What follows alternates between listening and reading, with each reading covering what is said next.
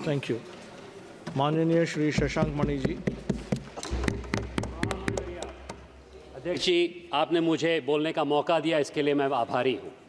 मैं आज इस सदन में 2024-25 के लिए प्रस्तुत अतिरिक्त अनुदान की मांग का समर्थन करने के लिए खड़ा हूँ और इस सदन में पिछले हफ्ते करीब 87,000 करोड़ रुपए का अतिरिक्त अनुदान की प्रस्तावना रखी गई थी और उसमें शुद्ध नकद आउटफ्लो करीब 44,000 करोड़ का था, जिसमें बकाया जो मंत्रालय द्वारा बचत या बढ़ी हुई वसूली से पूरा होगा। यह केंद्रीय बजट का लगभग 1.8% है और पिछले साल के 1.3 लाख करोड़ से कम है और जो सरकार को 2.4 लाख डेफिसिट से कमी रखेगा, इसके लिए मैं आदरणीय प्रधानमंत्री जी, निर्मला जी और पंकज जी को साधुवाद देना चाहता हूं।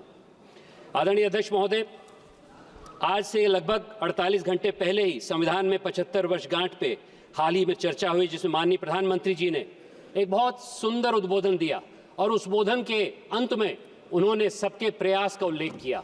उन्होंने उल्लेख किया कि हमारे राष्ट्र की हनमत शक्ति को जगाना चाहिए, तभी जाके हमारा राष्ट्र विकसित भारत बनेगा। और इसमें मुझे वो प्रेरणादायक श्लोक याद आता है जो हनुमान का है, जो जाम्बवन जी कहते हैं, कहाँ रीछ पद सुन हनुमाना, का चुप साध रही बलवाना, पवन तनय बल पवन समाना, बुद्धि विवेक विज्ञान विधाना।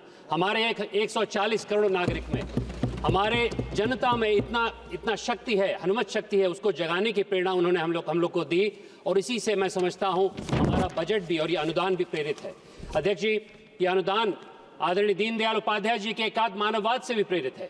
विपक्ष हर समय काटो बटो की भावना से आगे बढ़ता है, हमारा संविधान और हमारी पार्टी एकात्म मानववाद की भावना से एकजुट होकर अपने राष्ट्र को आगे बढ़ाने के लिए बढ़ती है और ये अनुदान की मांग उसको सिद्धांत करती है। इसके विपरीत औपनिवेशिक और संभ्रांतवादी सोच वाली पार्टी कांग्रेस ने हर समय डिपेंडेंसी लाई है, हर समय लोगों को आर्थिक रिहाई नहीं, आर्थिक गुलामी की तरफ बढ़ाया है। इसके लिए मैं उनकी निंदा करता हूं। बहुत सालों तक ये हुआ है। मैं 4 प्रमुख विषयों से, 4 प्रमुख अनुदानों से अपनी बात आपके बीच में रखना चाहता हूं अध्यक्ष महोदय, और इसको अपने संसदीय क्षेत्र लोकसभा देवरिया से जोड़ के अपनी बात रखना चाहता हूं। पहला है कृषि और कल्याण, किसान के लिए 9,900 करोड़। अध्यक्ष महोदय, ये हमारी सरकार का किसानों पर ध्यान केंद्रित करने का जो लक्ष्य है, इसको दर्शाता है। लेकिन इसमें रोचक बात यह है कि कृषि संरचना और विकास कोष के लिए, महालुबस राष्ट्रीय फसल पुनर्निर्माण केंद्र के लिए, कृषि शिक्षा प्रबंधन और सामाजिक विज्ञान की सृजन के लिए इसमें अनुदान दिया गया है। अध्यक्ष महोदय, मेरे निर्वाचन क्षेत्र में तमकोही राज में एक विधानसभा है, उसमें हम लोग कृषि विद्यालय बना रहे हैं, कृषि केंद्र बना रहे हैं, कृषि विश्वविद्यालय बना रहे हैं। योगी जी की सरकार के साथ मुझे पूरा विश्वास है अनुदान उस विद्यालय को सबके प्रयास के साथ आगे बढ़ाएगा ताकि वहाँ का किसान आगे बढ़ पाए। दूसरा, नागरिक उड्डयन मंत्रालय के द्वारा 231 करोड़ रुपए का अनुदान। हालांकि ये छोटा है, लेकिन टियर 3, टियर 2 जिलों पे केंद्रित है। ये बहुत महत्वपूर्ण चीज़ है। हमारे देश की जो अधिकांश आबादी है टियर 3 जिलों में रहती है, जैसे देवरिया क्षेत्र में। इस अनुदान में उड़ान योजना और कस्टम और कार्गो के लिए सहायता है। मेरे निर्वाचन क्षेत्र में अध्यक्ष जी एक बहुत सुंदर एयरपोर्ट है, कुशीनगर एयरपोर्ट, और उसमें हाल ही में हम लोग उड़ान की व्यवस्था कर रहे हैं। लेकिन उसमें सबका प्रयास होगा तब हम लोग वहां पर कार्गो का भी टर्मिनल लगाएंगे। सबका प्रयास होगा तो वहां से लीची, आलू और चीजें उड़ाएंगे। इस प्रकार से सबके प्रयास की आवश्यकता है और इसके लिए मैं बहुत अपने निर्मला जी को फिर से साधुवाद देना चाहता हूं।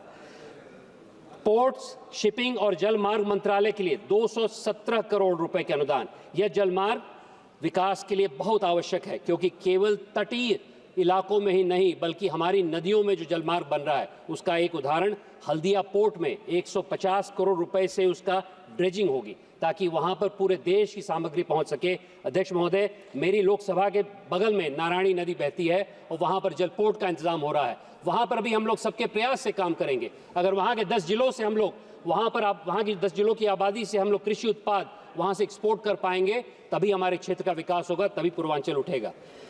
अंत में वाणिज्य और उद्योग मंत्रालय के 2,165 करोड़ रुपए का जो अतिरिक्त अनुपात है, उसको मैं साधुवाद देना चाहता हूं, क्योंकि जम्मू कश्मीर, उत्तराखंड, हिमाचल जैसे पिछड़े इलाकों के लिए है, जिसमें 500 करोड़ दिया गया है। अध्यक्ष महोदय, मैं आपके द्वारा ये बताना चाहता हूं कि पिछड़े इलाके, खासकर पूर्वांचल जैसे इलाके, जहां पर 1857 में मंगल पांडे उठे, लक्ष्मीबाई उठी, उसके बाद 90 साल तक इन्हीं क्षेत्रों को प्रताड़ित किया गया।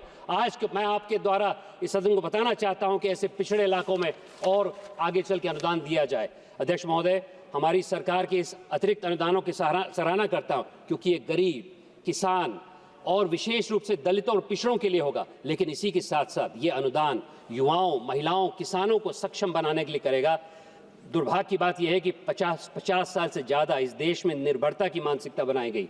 अक्सर संविधान को एक टूल के रूप में किया गया। इसके विपरीत माननीय प्रधानमंत्री जी ने सबके प्रयास का जो मंत्र दिया है, उससे विकसित भारत का सूरज अवश्य उठेगा। इसके लिए हम लोग समर्पित हैं। हम लोग चाहते हैं कि अर्थव्यवस्था को बनाने के लिए 140 करोड़ नागरिक जागे। सिर्फ हम और आप ही नहीं, पूरा देश जागे, तब जाके विकसित भारत का सूरज उगेगा। अध्यक्ष महोदय, मेरी लोकसभा में 19 लाख मतदाता हैं, 26 लाख नागरिक हैं। प्रधानमंत्री जी के आह्वान से हम लोग उत्साहित हैं कि विकसित भारत का आंदोलन सबके प्रयास के तहत हम लोग सब शामिल हैं। केवल सरकार ही नहीं, बल्कि इस नागरिक समाज, निजी क्षेत्र भी विकसित देवरिया लोकसभा क्षेत्र की दिशा में काम करेगा, तभी विकसित भारत आगे बढ़ेगा। ये अनुदान मुझे और मेरी लोकसभा क्षेत्र के 26 लाख नागरिकों को विशाल आत्मविश्वास प्रदान करता है। बहुत बहुत धन्यवाद। जय हिंद, जय भारत। धन्यवाद। माननीय श्री राहुल कासवां। धन्यवाद अध्यक्ष महोदय।